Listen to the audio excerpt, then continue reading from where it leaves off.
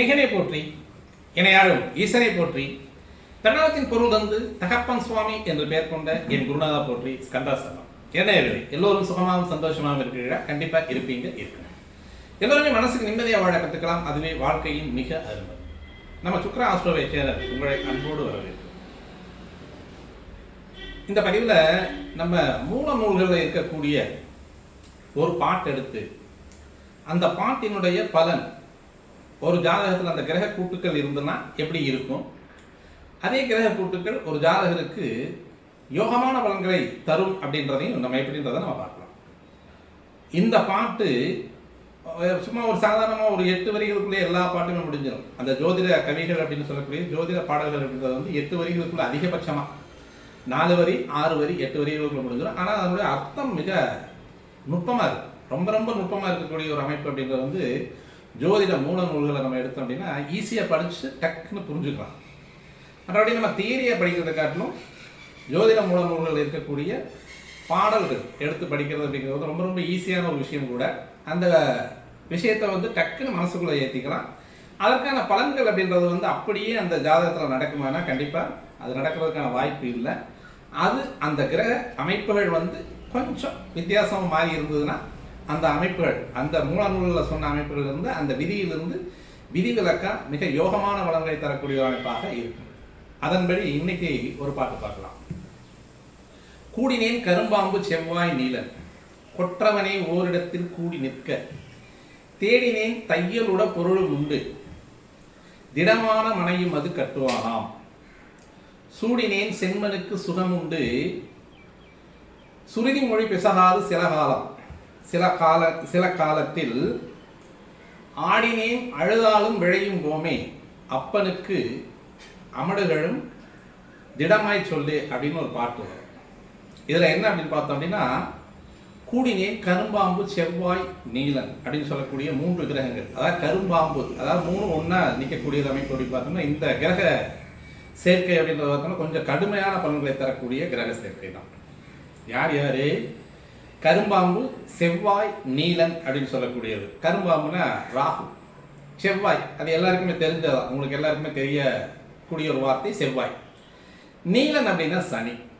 இது பாருங்க, இந்த காம்பினேஷன் வந்து உண்மையிலே இந்த வரிசையில் இருக்கக்கூடிய கிரகங்கள் கொற்றவனே ஓரிடத்தில் கூடி நிற்க அப்படின்னு சொல்றாரு. அதாவது ஏதோ ஒரு இடத்துல நின்றுது அப்படின்னா அந்த கிரக சேர்க்கை அப்படின்றது வந்து ரொம்ப, அதாவது வந்து முதல்ல வந்து பலனை நிறைய தரும் அப்படின்றார்.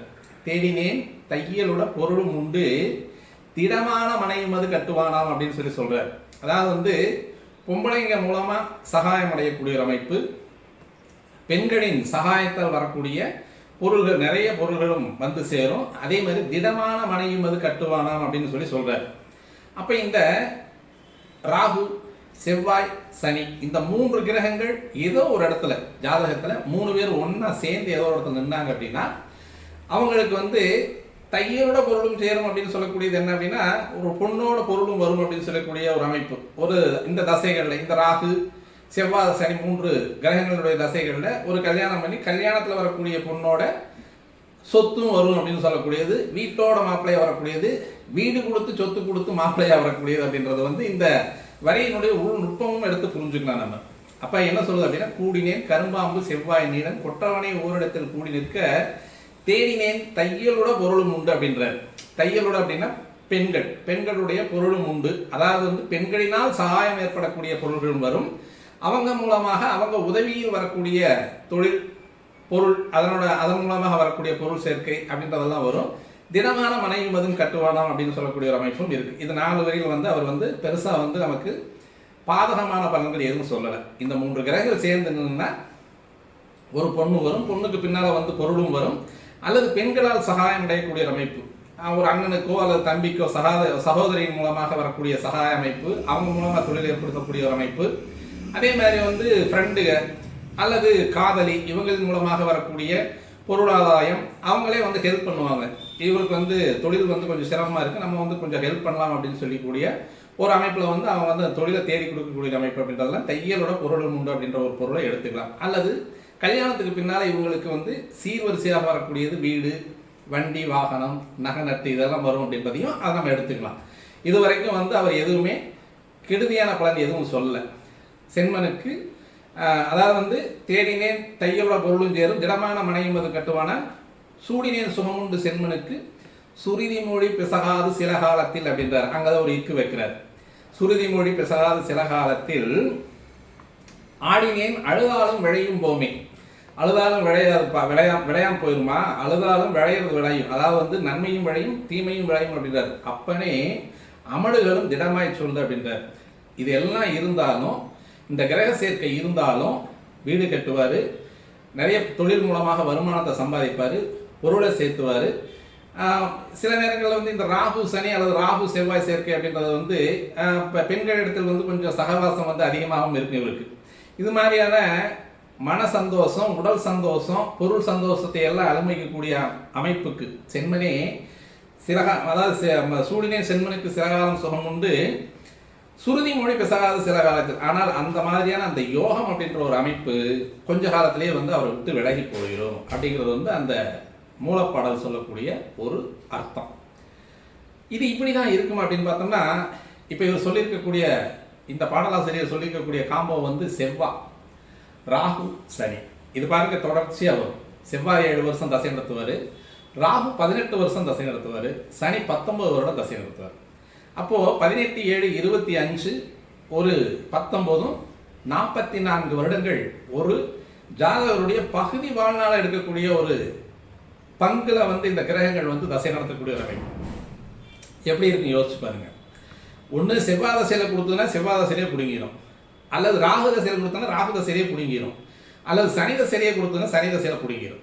இப்போ இந்த 3 கிரகங்களுடைய கூட்டு அப்படின்னு சொல்லக்கூடியது மிக கடுமையான ஒரு தோஷத்தை விளைவிக்கக்கூடிய கூட்டாக தான் இருக்கு. செவ்வாய் சனி காம்போ அடிதடி ரகல வம்பு வழக்கு இதெல்லாம் கொடுக்கக்கூடியது. அதே மாதிரி கூடவே சனியும் சேர்றார். இது எங்கே கொண்டு போயிடும், கோர்ட்டு வரைக்கும் கொண்டு போகும், அல்லது தண்டனை வரைக்கும் கொண்டு போகும் அப்படின்றத வந்து தெளிவாக சொல்லக்கூடிய அமைப்பில் வந்து இந்த ராகுவும் கூட சேர்ந்து அதை வந்து பிரம்மாண்டம் பண்ணக்கூடிய ஒரு அமைப்பு அப்படின்னு சொல்லக்கூடியது. செவ்வாய் சனி சேர்க்கையினுடைய அமைப்பில்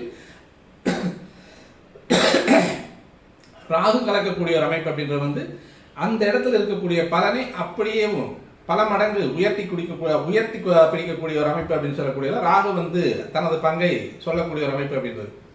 அப்போ இந்த கிரகம் வந்து கூட்டு ஒரு ஜாதகத்தில் இருக்கு, அந்த தசையும் வருது. சுக்கிர தசை நடக்க வரைக்கும் எந்த விதமான பிரச்சனையும் வராது. சூரிய தசை சந்திர தசை 2 தசை வந்து டக்குன்னு ஓடி போயிடும். இப்போ செவ்வாய் தசை ஆரம்பிக்க போகுது. அவருக்கு வயசு ஒரு 40 வயசுன்னு வச்சுக்கோமே. அடுத்து வரக்கூடிய 44 வருடங்களும் இந்த செவ்வாய் ராகு சனி இந்த 3 பேரும் தொடர்ச்சியாக தசை நடத்துவாங்க. அப்போ இந்த 3 பேரும் தொடர்ச்சியாக தசை நடத்தும் போது இவருக்கு சொன்ன மாதிரி சில அந்த நுட்பமான பலன்களில் வந்து யோக பலன்களை கெடுத்து அவயோக பலன்களை செய்வாரா, இந்த கிரகங்கள் வந்து செய்வாங்களா அப்படின்றத நம்ம பார்த்தோம் அப்படின்னா, இதில் இந்த அமைப்பில் வந்து இருக்கு செவ்வாய் தசையும் வந்துடுது. இப்போ அந்த செவ்வாய் தசை வரும் பொழுது இவருக்கு அந்த 7 வருஷம் பொதுவாக வந்து இந்த செவ்வாய் தசையில் பெருசாக ஒரு பலன்கள் வந்து அதிகமாக வரப்போறதில்லை. அது அப்படியே கிராஜுவலாக போயிட்டு இருக்கக்கூடிய பலன்களாக தான் இருக்கு. அடுத்து வரக்கூடிய ராகு தசை தான் பிரம்மாண்டத்தை அழிக்கக்கூடியவர். எப்பவுமே எந்த ஒரு ஜாதகருக்குமே ராகு தசை நடக்குது அப்படின்னா அவருடைய ஸ்டைலே ஒரு வித்தியாசமா இருக்கு. எதையும் அலட்சியப்படுத்துவார், எதையும் கண்டுக்க மாட்டார், எதையும் எதிர்நின்று சமாளிக்கக்கூடிய ஒரு வல்லமை வந்துடும். அது ராகுனுடைய இயல்பு. டக்குன்னு எதையும் நேராக நின்று பார்க்கலாம், என்ன பண்ணி போடுவோம் பார்க்கலாம் அப்படின்னு சொல்லணும். ஒரு பிரச்சனை நடந்துட்டு இருக்கு, பஞ்சாயத்து நடந்துட்டு இருக்கு, அது பொதுவாக நடந்துட்டு இருக்கும். எங்கேயோ ஒரு வீதியிலையோ அல்லது ஏத்தம்ப வீடுலேயே பக்கத்து வீடுகளே நடந்துட்டு இருக்கு. இவர் தேவையெல்லாம் போய் என்ட்ரி ஆவார். அந்த பிரச்சனைகளை கலந்து ஒன்று அதுக்கு தீர்வு கொடுப்பாரு. இல்லைன்னா தீர்வு கொடுக்க முடியாத பட்சத்தில் என்னவாருன்னா இவர் அவங்கள வந்து பகைமை ஏற்றுக்கக்கூடிய ஒரு அமைப்பாக வந்து பகைவராக மாற்றக்கூடிய ஒரு அமைப்பு அப்படின்றது வந்து அந்த ராகுதசை நிறைய கொடுக்கும். நிறைய தொடர்புகள் அதிகப்படுத்திவிடும். கம்யூனிகேஷன் அப்படின்னு சொல்லக்கூடியது தொடர்புகள் அதிகப்படுத்திவிடும். நிறைய மக்கள் தொடர்பு அதிகமாகும், சகவாசங்கள் அதிகமாகும், செல்வாக்கு சொல்வாக்கு எல்லாமே இந்த ராகுதசையில் பயங்கரமாக போயிட்டே இருக்கும். நல்ல பீக்கில் போயிட்டே இருப்பார். டக்கு நின்று அப்படியே கீழே வந்துடுவார். பொதுவாக இந்த ராகு தசையோ சனி தசையோ ஆரம்பத்தில் கொடுக்குறாங்க அப்படின்னா கடைசியில் கொடுங்க போகிறாங்கன்னு அர்த்தம். எப்போவுமே அது எந்த விஷயமாகவே இந்த கிரகங்கள் எந்த ஒரு பழுதும் இல்லாமல் எந்த ஒரு இடத்துல நின்னாலும் இந்த வேலையை செய்வாங்க. ராகு தசை எங்கே நின்னாலும் அவர் வந்து அந்த 10 வருஷத்துக்கு 10 வருஷத்துக்கு கடை கடை கடை கடைன்னு கொடுத்துக்கிட்டே இருப்பார். கொடுக்குறாரு அப்படின்னு தெரிஞ்சா நம்ம வந்து கொஞ்சம் ஜாக்கிரதையாக இருந்துக்கணும். இந்த ராகு திசையில் வந்து ரொம்ப ரொம்ப ஜாக்கிரதையாக இருக்கக்கூடியது, ரொம்ப ரொம்ப முன்னெச்சரிக்கையாக இருக்கக்கூடிய அவசியங்கிறது வந்து ரொம்ப கண்டிஷனாக இருக்கக்கூடியது, ரொம்ப அவசியம். அப்படி இல்லை அப்படின்னா கண்டிப்பாக நம்மளை வந்து தூக்கி சாத்தி போயிட்டே இருப்பார் அவர் வாட்டில். நான் கொடுத்தேன், உனக்கு வச்சு பொழைச்சிக்க தெரியல, அதனால் கொடுத்த வாக்கு நான் வந்து 1 மடங்கு கொடுத்ததில் 1.5 மடங்கு 2 மடங்கு இவர்கிட்ட இருக்கிறது சேர்த்து எடுத்துகிட்டு போயிடுவார் ராகு. ஏன்னா அந்த ராகு அப்படின்னு சொல்லக்கூடியது நம்ம தாத்தாவை குறிக்கக்கூடிய கிரகம், நமது வம்சாவளி பாட்டனாரை குறிக்கக்கூடிய கிரகம் இல்லையா. அப்போ தாத்தாவளி சொத்து அவர்கிட்ட இருந்தாலும் அதையும் சேர்த்து விற்று பாரம்பரிய சொத்தையும் விற்று அவன் வந்து ஒரு கடனை கட்டக்கூடிய ஒரு அமைப்பு அப்படின்ற மாதிரியான இந்த ராகு தசையில் கொண்டு வந்து விட்டுருவார். அதே இந்த சனி தசை அப்படின்னு சொல்லக்கூடியது 19 வருஷம் அப்படின்றது என்ன பண்ணும் அப்படின்னா, இவரும் ஆரம்பத்தில் கொடுத்தாரு அப்படின்னா இந்த ஆரம்ப கதியில் கொடுக்கக்கூடிய சுகம், சந்தோஷம், யோக பலன்கள் நம்பிக்கை இல்லாது. எப்பவுமே இந்த சனி ராகு 2 பேருமே கொடுக்குறாங்க அப்படின்னு பார்த்தோம் அப்படின்னா, இந்த யோகத்தை கொடுக்குறாங்கன்னா அவங்க வந்து அவயோகத்தை அந்த கண்டிப்பாக வந்து அந்த கடைசியினுடைய அந்த தசையினுடைய கடைசியில் கொடுக்க போறாங்கன்னு அர்த்தம். ரொம்ப ஜாக்கிரதையாக இருக்கணுன்றது அர்த்தம். இப்போ அந்த ராகு தசையில் கொடுக்கக்கூடிய யோகம் போகாமல் இருக்கணும் அப்படின்னா இந்த 18 வருடங்களும் வந்து நம்ம கிராம தேவதைகள் வழிபாடு, காவல் தெய்வ வழிபாடு, குறிப்பாக சாஸ்தா வழிபாடுன்னு சொல்லக்கூடிய ஐயப்பனுடைய வழிபாடு இருந்தது அப்படின்னா இந்த ராகு தசையில் வரக்கூடிய பலன்கள் ஓரளவுக்கு வந்து உங்களுக்கு வந்து கட்டுப்பாட்டில் நிற்கும். அப்படி இல்லைன்னா அது வந்து காத்துக்க முடியாது. அப்போது ஐயப்பனுடைய வழிபாடுன்றது வந்து கொஞ்சம் கடுமையான வழிபாடு. 48 நேர்த்தியான விரதம்.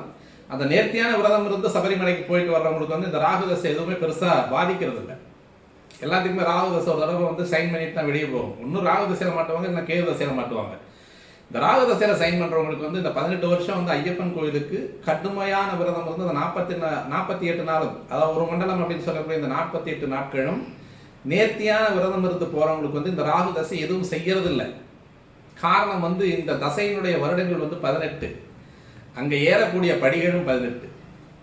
மாயம், கண்மம், குரோதம் இது எல்லாம் அந்த கர்வத்தோடு அந்த இடத்துல வந்து அந்த இருமுடியோடு அவங்களுக்கு வந்து அந்த ஐயப்பனுக்கு சமர்ப்பணம் பண்ணிட்டு வெளியே வந்துட்டோம் அப்படின்னா இந்த 18 படிகளை மேலே ஏறி வர்றவங்களுக்கு வந்து இந்த ராகு தசை பெருசா அந்த அவயோக பலன்கள் கொடுக்கறது இல்லை. இது எல்லா நாடுகளில் இருக்கிறவங்களுக்கு பொருந்தும்.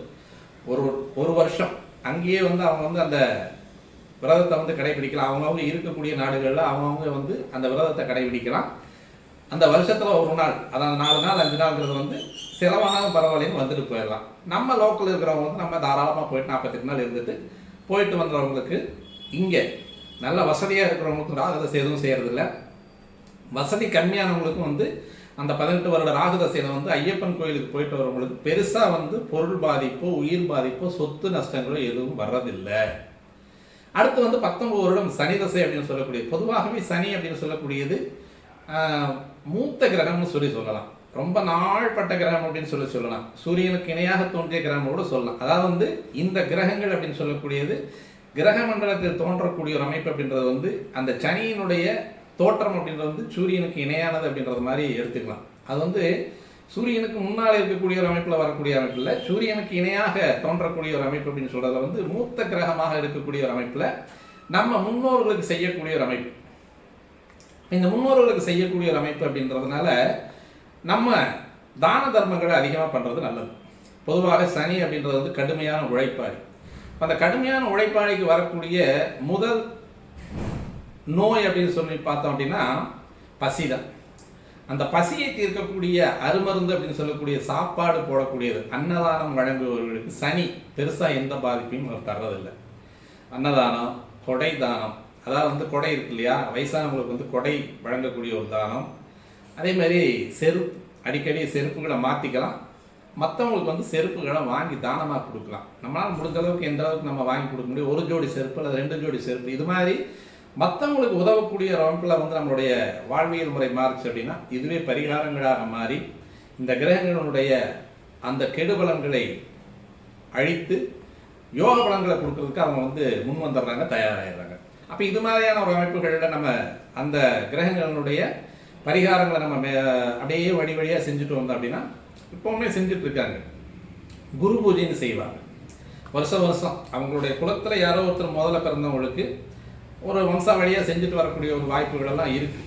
அந்த வருஷம் சில பேர் வந்து மாணிக்க வாசகருக்கு குரு பூஜை தர்றாங்க, சில பேர் இந்த ஜைன துறவிகளுக்கு வந்து குரு பூஜை தர்றாங்க, பௌத்த துறவிகளுக்கு வந்து குரு பூஜை தர்றாங்க, நம்ம இந்து மதத்தில் வந்து இருக்கக்கூடிய அடியார்களுக்கான அந்த பிறந்தநாள் வரும்போது அன்னைக்கு அந்த குரு பூஜைகள் நிறையா கொடுத்துட்டே இருப்பாங்க. அந்த குரு பூஜைகள் தரக்கூடிய நாள் அப்படின்றது வந்து பலருக்கு அன்னதானங்கள், சன்னியாசிகளுக்கு அன்னதானம், அதே மாதிரி வந்து உடலால் பாதிக்கப்பட்டவர்கள், எப்பவுமே வந்து கொஞ்சம் அங்ககீனம் இருக்கக்கூடியவங்க, அதாவது வந்து நொண்டி நுடம் அப்படின்னு சொல்லுவாங்க இல்லையா, அவங்களுக்கு வந்து தானங்கள், அதாவது வந்து மாற்றுத்திறனாளிகளுக்கு வந்து நம்ம தானம் கொடுக்கறது அப்படின்றது வந்து அன்றைக்கு ஒரு ட்ரெஸ்ஸு இது இன்னைக்குமே நடந்துட்டு இருக்கு. சில பேர் வந்து அதை வந்து விடாமல் செஞ்சுட்டு இருக்காங்க. அது மாதிரி அன்னதானங்கள் செய்கிறது, குரு பூஜை செய்கிறது, காலணிகள் வாங்கி கொடுக்குறது, செருப்புகள் வாங்கி கொடுக்குறது, கொடை வாங்கி கொடுக்குறது, இந்த அனாதை இல்லங்களுக்கு வந்து அன்னதானத்துக்கு கொடுக்கறது, முதியோர் இல்லங்களுக்கு வந்து உதவிகள் கொடுக்கறது, உதவித்தொகைகள் கொடுக்கறது, அவங்களுக்கு வந்து ஆடைகள் கொடுக்கறது, அதாவது ட்ரெஸ் எல்லாம் எடுத்து கொடுக்குறது, அந்த மாதிரியெல்லாம் செஞ்சுட்டு வந்தோம் அப்படின்னா சனி தசை 19 வருஷம் வந்து பெருசாக வந்து பாதிக்கிறது இல்லை. முன்னால் கஷ்டத்தை கொடுத்தாலும் போகும்போது நல்ல சிறப்பான பலன்களை தருவதற்கு இந்த கிரகங்கள் வந்து எப்பவுமே தயங்குவது கிடையாது. இப்போ வந்து இந்த கிரகங்களுடைய அமைப்பு வந்து இந்த பாட்டில் சொன்ன மாதிரி 3 பேருமே ஒரு இடத்துல கூடி நிற்கக்கூடிய காலம் அப்படின்றது செவ்வாயும் சனியும் இந்த கிரகங்களோடு, அதாவது ராகுவோடு சேர்ந்து இருக்கக்கூடிய அமைப்பு அப்படின்றது வந்து இந்த வக்கரமாகாமல் இருந்ததுன்னா இந்த பாட்டில் வரக்கூடிய ஒரு அமைப்பு வந்து அந்த கிரகங்கள் செய்யக்கூடிய ஒரு அமைப்பு. இங்கே இருக்காங்க அப்படின்னா இந்த கிரகங்கள் எந்த இடத்துல இருந்தாலும் சரி, மேசம் முதல் மீனம் வரைக்கும் இருக்கக்கூடிய ஒரு அமைப்பில் இங்கே செவ்வாய்க்கு 2 வீடு இருக்கு, மேசம் விருச்சிகம் 2 வீடு இருக்கு.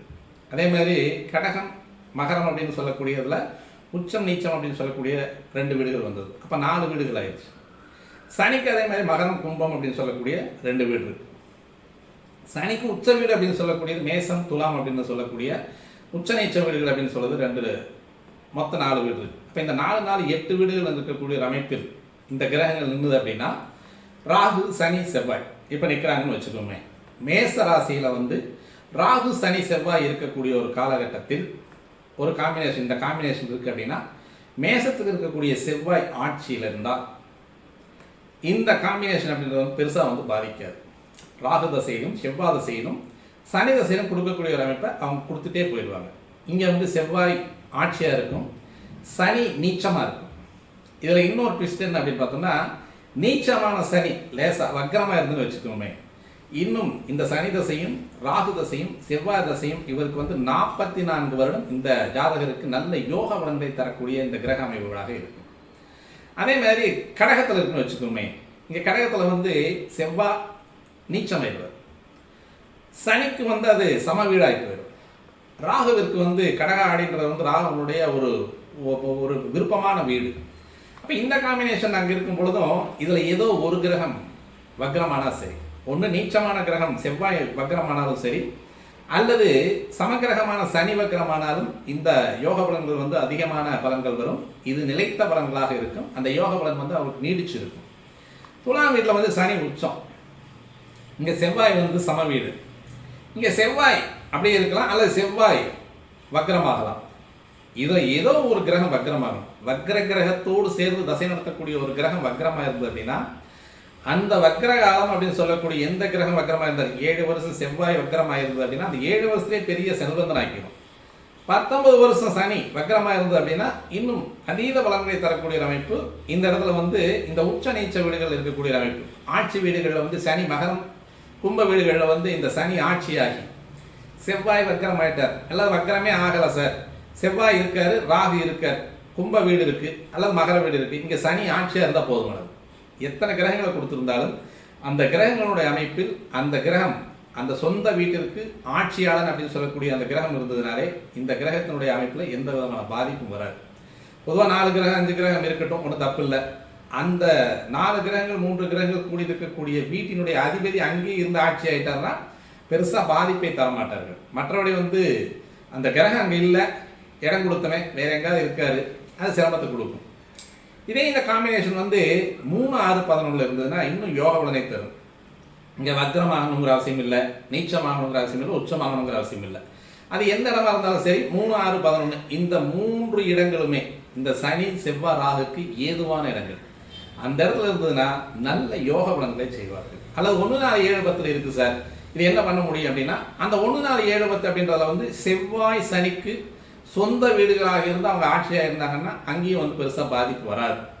அதாவது 1, 5, 9 இருந்துடுறாங்க சார் அப்படின்னு பார்த்தோம்னா கோண வீடுகளில் இருக்கக்கூடிய இந்த கிரக அமைவு வந்து கொஞ்சம் கடுமை தரக்கூடிய கிரக அமைவாக இருக்கும். அவயோக பலன்களை தருவார்கள் அப்படிங்கிறதும் உண்மை. இதே மாதிரி வந்து இந்த கிரகங்கள் வந்து ஏதோ ஒரு கிரகம் வக்ரமாகி லக்கணத்திலிருந்து எந்த வீட்டில் வேணாலும் இருக்கலாம். அந்த லக்கணத்திலிருந்து எந்த வீட்டில் இருக்கக்கூடிய அமைப்பில் இந்த 3 கிரகங்களுடைய இணைவு வந்தாலும் ஏதோ ஒரு கிரகம், ராகுவை தவிர ஏதோ ஒரு கிரகம் வந்து வக்ரமாகி இருந்தால் அந்த வக்ர கிரகத்தினுடைய தசை காலத்தில் அந்த ஜாதகர் யோகமான ஜாதகராகி யோக பலன்களை அடைவார் அப்படின்னு சொல்லி நம்ம இந்த வீடியோ முடிச்சுக்கலாம். மீண்டும் நல்ல ஒரு பதிவோடு உங்களை சந்திக்க வருகிற நண்பர்களே, நன்றி, வணக்கம்.